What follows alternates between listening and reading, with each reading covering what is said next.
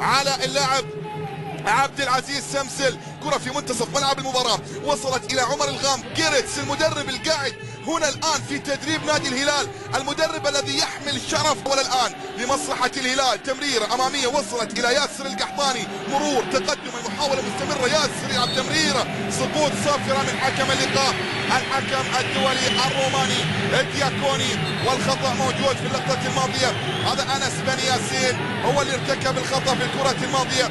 اللاعب الأردني الموجود في التشكيلة الأساسية لمصلحة نجران. شوف هنا الشد الموجود، هنا الخطأ الموجود، ما في طريقة ثانية، ما في طريقة ضد الهلال. عادت الأمور مرة أخرى لأن لا يكون نواف موجودا في موسوعة جينيس. هذه خلصها، هذه خطفها ياسر من أمام بن ياسين. الكرة الماضية فيها صافرة وخطأ.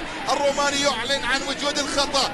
حكم روماني في المباراة الماضية أمام الهلال، الحكم الروماني أمام النصر، الهلال والنصر أيضا كانت الأحاديث خرجت حقيقة من الجماهير النصراوية.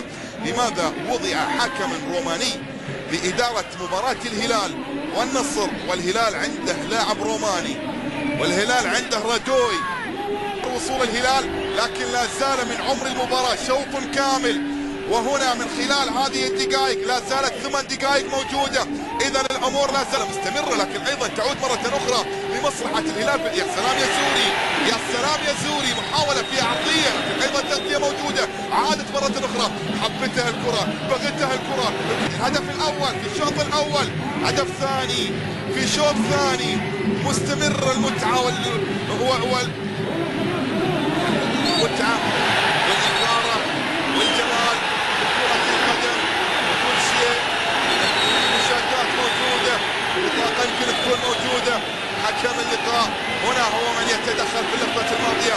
ياسر القحطاني وحديث أيضا مع واحد من لاعبين نادي نجران في الكرة الماضية، اللاعب ماجد أبو يابس. هذا ديبو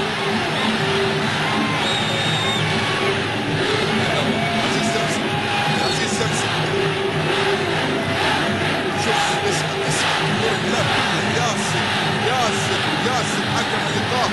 والبطاقة الصفراء، البطاقة الصفراء على ياسر وعلى عبد العزيز سمسل. ممكن تكون نعم هي على عبد العزيز سمسل وعلى ياسر القحطاني. إذا البطاقة الصفراء. شوف الكرة الماضية، هنا التدخل موجود في المرة الأولى، في المرة الثانية الشد، هنا الخطأ يستحق البطاقة الصفراء.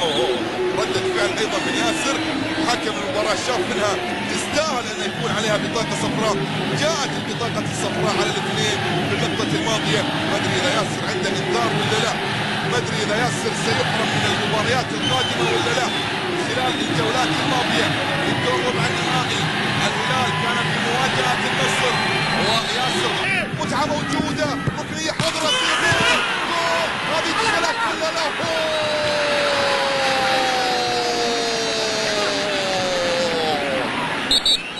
حسن العتيبي، شوط للتألق والإبداع، شوط للذكرى. سالفة المرمى هذا الحراس اللي فيه يبدعون. شوف الكرة الماضية ادخلت ولا لا؟ لا لا لا لا، اعتقد بأن الكرة في المرمى، اعتقد من وجهة نظر شخصية